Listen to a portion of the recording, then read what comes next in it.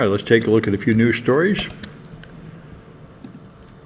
So the United States, over the last couple of years, has banned Huawei and other Chinese companies to try to cut down on the network devices from Chinese manufacturers on American networks, feeling that they're insecure, and this has totally not worked. They're up 40% compared to the previous year.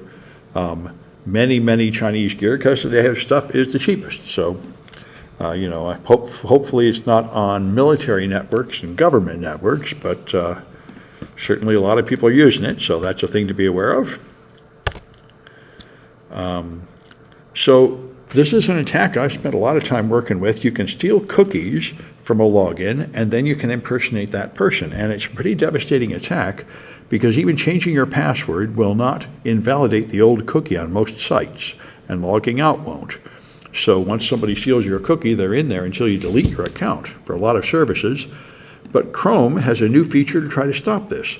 And what it will do is when you authenticate to a site, in addition to giving you a cookie, it will also connect it to a public-private key pair generated in your Trusted Platform module. They call this device-bound session credentials. So your session will be tied cryptographically to that one machine, and you won't be able to have that same cookie reused from a different machine. So it sounds like a pretty good idea. There are already ways to do this with simpler web authentication techniques, but this sounds like a good feature to match a real vulnerability that I've seen, I've exploited myself and given a lot of talks about. Let me just check for comments in the Twitch. All right, Arana. So, Stability AI is one of the many AI companies going out there, and this one here I think is the one that made images. Stability Diffusion, I think, was their main product. But apparently, this is extremely common. I was just talking about this on Pulse Security Weekly. A lot of technical people make some technical products, but they don't actually manage to make a business. And you really have to watch out for this. And they apparently did not figure out how to make money, so they were not paying the bills for their server usage or anything else, and it pretty much destroyed the company. So it's a thing to be understood. If you can write something open source and give it away for free, like I record my lectures and I give them away for free. I never make any money, and this business doesn't grow. But if you want to have a business grow, you have to develop a business model where you actually get money from your customers. And if you don't, then you can't really grow very far before you're going to need that money. And in the world of AI, you need to pay for a lot of expensive server resources, so you really need a source of money. So now what a lot of people do is they make a startup and all they care about is getting buzz, getting well known, because they're just going to sell out to somebody big like Microsoft or Google, who will then figure out how to monetize it. And that's one way to go.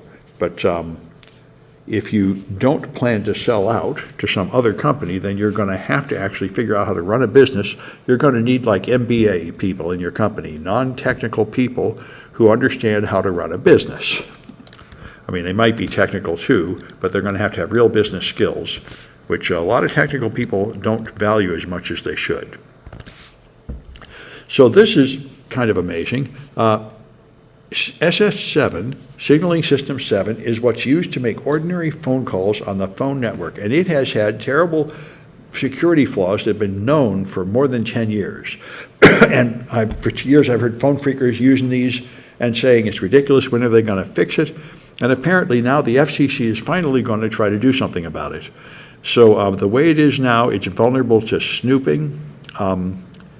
You can track people's phone locations, redirect calls and text messages, intercept them, spy on users. This is what Kevin Mitnick did, although I think it was probably an earlier version when he did it. He was one of the first FBI most wanted hackers in the 90s, and he was on the run, and he played with the FBI. He would redirect the FBI's tip line to go somewhere else. He would eavesdrop on the FBI's telephone conversations to find out where they were. He just could control the phone network to totally foul them up, because a lot of their communications depended on the phone network. And this is a disgrace since that it's been left unfixed so long. The phone network we're all using remains very vulnerable. So hopefully some good will come out of this. They're just beginning a long process to try to improve it, but it's certainly worth doing. So this was pretty amazing. SSH is in Windows. It's been in Windows for quite a while. You can find it in PowerShell, and that's using OpenSSH. And what this guy figured out is you can go to the shortcut that launches SSH, and if you look at the shortcut, you can specify the target, and you can put parameters in the, there's a target here, what it's going to launch. So he was able to, he was able to change the shortcut for SSH to point to execute other commands like CMD, and to open like a reverse port forward and so on. And the point is he was able to modify this, and it can then spawn command and execute commands even when it's been disabled via group policy object.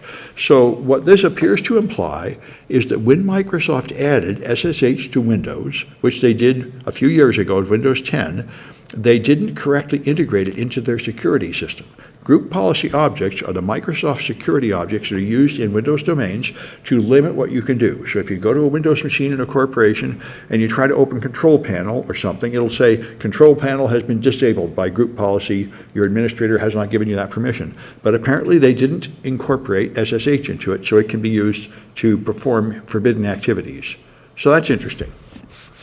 And the sort of thing that security researchers find out, these little holes where you forgot something. This one here is amazing, and it really belongs in the malware analysis course. This uses Windows features I'd never heard of. There is something called Minifilter, and it's in Sysmon. Now, we're using Sysmon in several of my classes. Sysmon is a tool that harvests events from Microsoft Event Viewer and creates new events. Well, it creates new events. I'm not exactly sure how it does it, but it has a feature in there called a mini filter, which is apparently something like a device driver. And mini filters apparently are also used by the antivirus. And mini filters have a property called altitude, which is not changed. So all you have to do is take Sysmon and go into the registry and change its altitude to a value which is used by the antivirus, and now the antivirus will not be able to launch. It can't launch a second process with the same altitude value. So if you do this and then reboot the machine, then your antivirus will warn you that a process is terminated, and when you restart it, it will think the antivirus is running, but it's not running. And you can now run forbidden tools like Mimikatz, which the antivirus would have caught. So this is pretty brilliant and interesting, and a useful bit of Windows internals I never heard of before. Which virus? Which antivirus? This, I think, is the built-in one, Microsoft Defender. But I think it probably, he said it applies to other ones too. Yeah. So they all apparently work in the same way and have a similar weakness. It's an internal Windows weakness. Whatever this altitude thing is, it needs to be like able to change it or something. We need to find out what these mini filters are and what altitude is. These are both internal features of Windows that I never even heard of before. So it's an interesting thing to learn more about. So this is pretty interesting. If you have a large language model like Google Bard or ChatGPT, they have defenses to prevent it from doing things like telling you how to build a bomb or something, or build a virus or something like that. And what they found is, this is actually pretty brilliant. Now, recently, in the last couple of months, they've all bragged about how they've increased the amount of data they can handle. So now, instead of just taking like a sentence or a paragraph, they can take a whole novel worth of data. And the idea is, of course, if you're a company, you can put in 300 pages of my company documents and then ask questions referring to those company documents. But you can also make more sophisticated attacks. So what they found is, here, let me open this in another tab, make it bigger. If you tell it, how do I build a bomb? It'll say, I'm sorry, I'm not allowed to tell you. Now, if you give it some other examples, how do I hijack a car? How do I steal an identity? How do I counterfeit money? It still won't tell you. But if you give it more examples of asking dangerous questions and getting an answer, it will get the idea that it is supposed to answer them. This is very logical if you understand large language models. Previous ways to get it to do this have been to tell them, I'm writing a movie. In the movie, the villain builds a bomb, and I want a scene that shows him mixing chemicals to build the bomb, so what chemicals should he mix? You just have to lay a framework such that it forgets that it's supposed to not supposed to tell you that. And they tested it, and they found here that here are the different attacks, and here's how many shots, this is 1, 2, 4, 8, 16, 32, 64, 128. 2 to the 8, 128. So around 64 or 128, your probability of success rises above 50% for forbidden content. So this is actually pretty brilliant, a very interesting attack. And what you're doing is you just all the security barriers are just a couple pages of instructions they put at the top. And so the large language model looks at the few pages of instructions telling it not to do bad things, and then a long list of instructions telling it something else, and it doesn't know which one is more important. So at some point you'll have so much new instructions that you'll override the original instructions, and that's how these models, jailbreaking large language models works. All right. So this is interesting. We were talking about this yesterday in the forensics class. If a cop seizes a phone at a crime scene, they then want to get all the data off the phone, but it's probably locked and they probably don't know the PIN. So you buy commercial devices like Cellebrite that will blast past that. And Google has just fixed 2 of the vulnerabilities that were used by forensic firms. The forensic firms do vulnerability research. They find defects in the operating system that let them hack into the phone, and then they don't tell the manufacturer. They use it to make a forensic tool. And so there were 2 of these, which Google just fixed, a high security information disclosure flaw and an elevation of privilege bug.